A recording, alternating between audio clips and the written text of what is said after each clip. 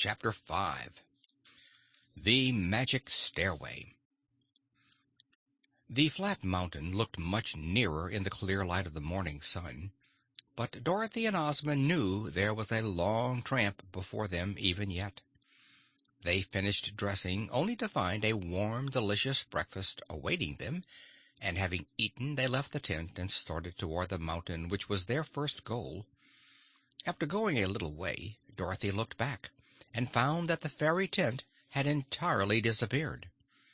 She was not surprised, for she knew this would happen.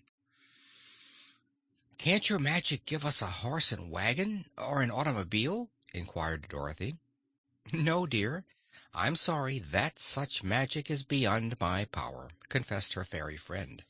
"Perhaps Glinda could," said Dorothy thoughtfully. "Glinda has a stork chariot that carries her through the air," said Ozma. "But even our great sorceress cannot conjure up other modes of travel. Don't forget what I told you last night, that no one is powerful enough to do everything." "Well, I suppose I ought to know that, having lived so long in the Land of Oz," replied Dorothy. "But I can't do any magic at all, and so I can't figure out exactly how you and Glinda and the Wizard do it." "Ha ha ha! Don't try," laughed Ozma. "But you have at least one magical art, Dorothy. You know the trick of winning all hearts." "No, I don't," said Dorothy earnestly. "If I really can do it, Ozma, I'm sure I don't know how I do it." It took them a good 2 hours to reach the foot of the round, flat mountain, and then they found the sides so steep that they were like the wall of a house. "Even my purple kitten couldn't climb 'em," remarked Dorothy, gazing upward. "But there is some way for the Flatheads to get down and up again," declared Ozma. "Otherwise they couldn't make war with the Skeezers, or even meet them and quarrel with them." "That's so, Ozma. Let's walk around a ways. Perhaps we'll find a ladder or something." They walked quite a distance, for it was a big mountain, and as they circled around it and came to the side that faced the palm trees, they suddenly discovered an entranceway cut out of the rock wall. This entrance was arched overhead and not very deep, because it merely led to a short flight of stone stairs. "Oh, we've found a way to the top at last," announced Ozma, and the two girls turned and walked straight toward the entrance. Suddenly they bumped against something and stood still, unable to proceed farther. "Dear me!" exclaimed Dorothy, rubbing her nose, which had struck something hard, although she could not see what it was. "This isn't as easy as it looks. What has stopped us, Ozma? Is it magic of some sort?" Ozma was feeling around, her hands outstretched before her.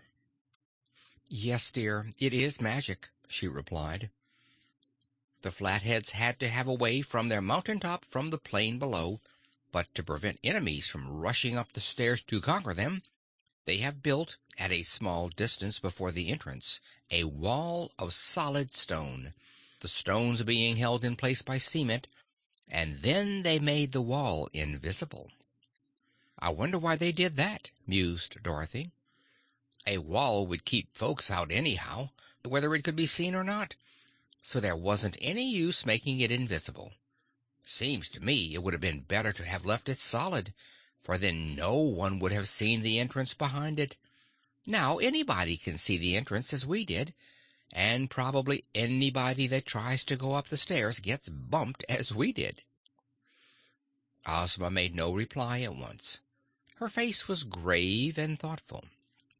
"I think I know the reason for making the wall invisible," she said after a while. "The Flatheads use the stairs for coming down and going up. If there was a stone wall to keep them from reaching the plain, they would themselves be imprisoned by the wall. So they had to leave some place to get around the wall, and if the wall was visible, all strangers or enemies would find the place to go around it, and then the wall would be useless. So the Flatheads cunningly made their wall invisible, believing that everyone who saw the entrance to the mountain would walk straight toward it as we did, and find it impossible to go any farther. I suppose the wall is really high and thick, and can't be broken through, so those who find it in their way are obliged to go away again." "Well," said Dorothy, "if there is a way around the wall, where is it?" "We must find it," returned Ozma, and began feeling her way along the wall. Dorothy followed, and began to get discouraged when Ozma had walked nearly a quarter of a mile away from the entrance. But now the invisible wall curved in toward the side of the mountain, and suddenly ended, leaving just space enough between the wall and the mountain for an ordinary person to pass through. The girls went in single file, and Ozma explained that they were now behind the barrier, and could go back to the entrance. They met no further obstructions. "Most people, Ozma, wouldn't have figured this thing out the way you did," remarked Dorothy. "If I'd been alone, the invisible wall surely would have stumped me." Reaching the entrance, they began to mount the stone stairs. They went up 10 stairs and then down 5 stairs, following a passage cut from the rock. The stairs were just wide enough for the two girls to walk abreast, arm in arm. At the bottom of the 5 stairs, the passage turned to the right, and they ascended 10 more stairs, only to find at the top of the flight 5 stairs leading straight down again. Again the passage turned abruptly, this time to the left, and 10 more stairs led upward. The passage was now quite dark, for they were in the heart of the mountain, and all daylight had been shut out by the turns of the passage. However, Ozma drew her silver wand from her bosom, and the great jewel at its end gave out a lustrous green-tinted light, which lighted the place well enough for them to see their way plainly. 10 steps up, 5 steps down, and a turn this way or that.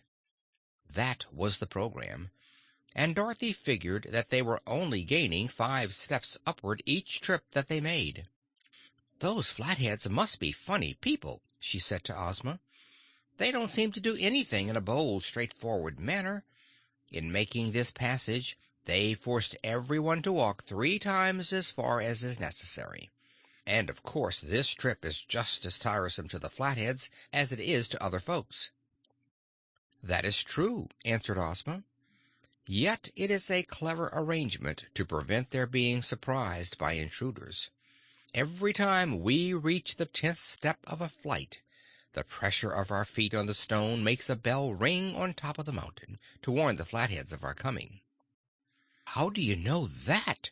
demanded Dorothy, astonished. "I've heard the bell ever since we started," Ozma told her. "You could not hear it, I know, but when I am holding my wand in my hand, I can hear sounds a great distance off." "Do you hear anything on top of the mountain 'cept the bell?" inquired Dorothy. "Yes. The people are calling to one another in alarm, and many footsteps are approaching the place where we will reach the flat top of the mountain." This made Dorothy feel somewhat anxious. "I thought we were going to visit just common, ordinary people," she remarked. "But they're pretty clever, it seems, and they know some kinds of magic, too. They may be dangerous, Ozma. Perhaps we'd better stay at home." Finally the upstairs and downstairs passage seemed coming to an end, for daylight again appeared ahead of the two girls, and Ozma replaced her wand in the bosom of her gown. The last 10 steps brought them to the surface, where they found themselves surrounded by such a throng of queer people that for a time they halted speechless and stared into the faces that confronted them. Dorothy knew at once why these mountain people were called Flatheads. Their heads were really flat on top, as if they had been cut off just above the eyes and ears. Also the heads were bald, with no hair on top at all, and the ears were big and stuck straight out, and the noses were small and stubby, while the mouths of the Flatheads were well shaped and not unusual. Their eyes were perhaps their best feature, being large and bright and a deep violet in color.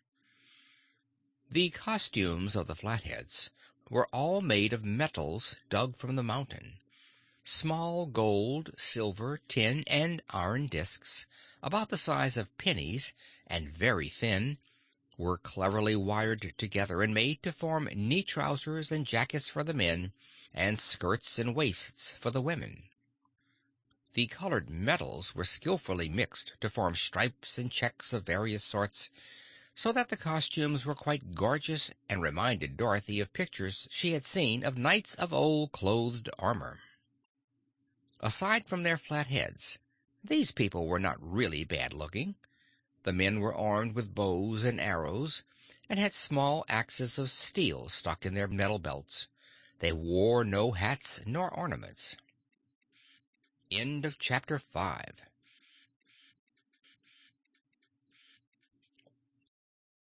Ozma